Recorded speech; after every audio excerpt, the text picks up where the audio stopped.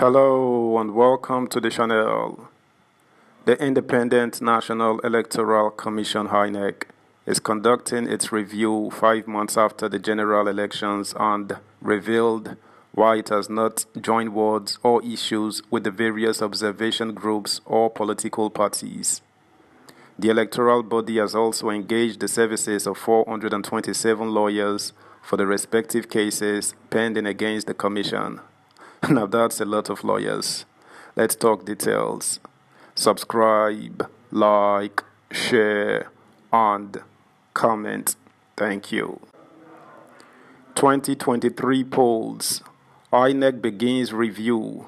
Engages 427 lawyers to prosecute 215 electoral offenders.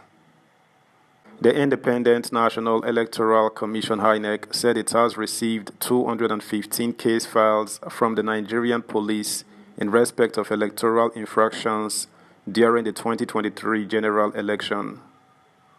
INEC Chairman Professor Mahmoud Yakubu disclosed this on Tuesday at a meeting with state resident electoral commissioners (RECs) to review the general election. Accordingly, he said the commission is working with the Nigerian Bar Association (NBA) to prosecute the electoral offenders, adding that the NBA has provided 427 lawyers to help prosecute the cases free of charge. I can confirm that we have received 215 case files from the Nigeria police following the arrest and the conclusion of an investigation into electoral offenses arising from the 2023 general election. We are working with the Nigerian Bar Association (NBA) to prosecute the alleged offenders.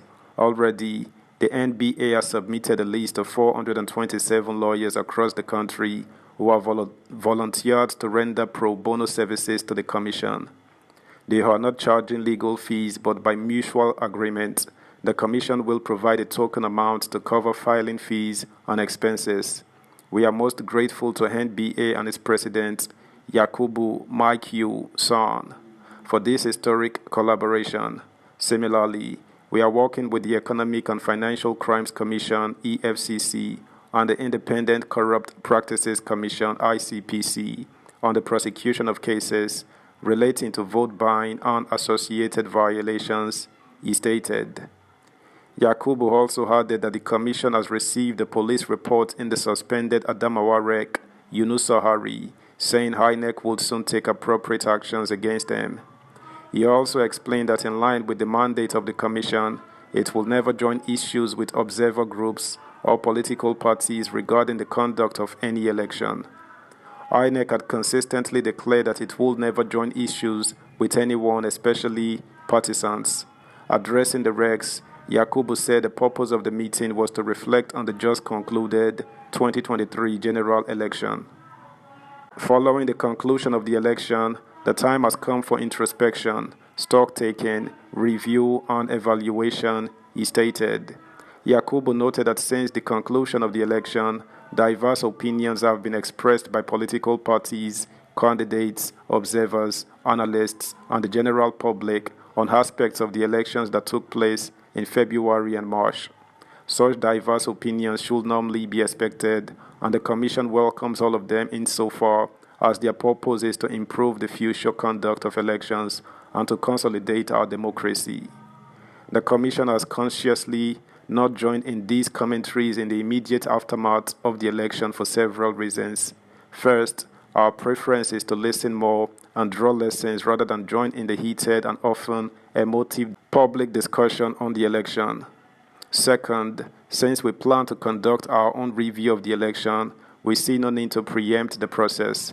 Third, the Commission would not want to be seen as defensive or justificatory in joining the ongoing discussions. Finally, and perhaps most importantly, several issues around the election are sub judice, and it is not the intention of the Commission to either undermine or promote the chances of litigants in the various election petition courts beyond what is required of us by the legal process. Indeed, practically anything coming from the Commission could be cited by litigants as either justifying their claims or an indication of bias against them, he stated. He said in spite of the foregoing, it was appropriate to make a few broad remarks about the 2023 general election as the Commission commences its review of the election. In doing this, it is necessary to look at the entire process before, during, and after the election to make an informed assessment. Granted that events on election day are probably the most important in terms of the optics of elections, it is also very essential to look at the totality of the process. This is necessary if we are to learn the full lessons of the election going forward. Compared to some previous elections, we believe that the 2023 general election was one of the most meticulously prepared for in recent times. Learning from previous experiences, we started preparations immediately after the 2019 general election, carefully taking the necessary boxes over a 4-year period. It is the need to learn from both the positives and the shortcomings that make the stock-taking that we are embarking on today essential.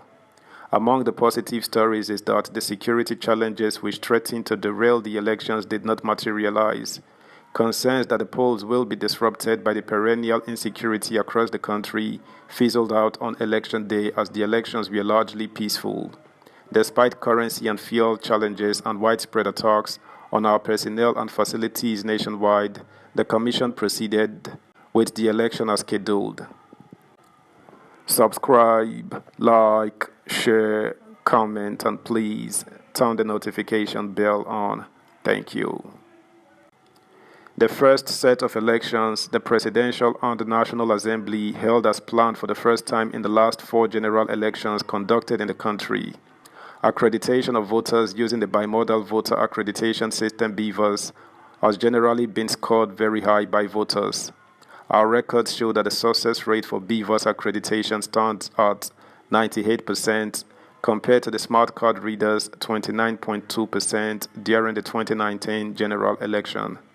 Above all, despite the divergent opinions about the outcome of the election, the overall outlook suggests that it is a fair reflection of a complex, multi-party democracy. We wish to remind Nigerians that elections were held for a total of 1,491 constituencies made up of 1 presidential, 28 governorship, 109 senatorial, 360 federal constituencies, and 993 state assembly seats. Our record shows that these elections have produced the most diverse outcomes ever recorded since 1999. That's the news, guys. Thanks for listening. Until next time. Bye.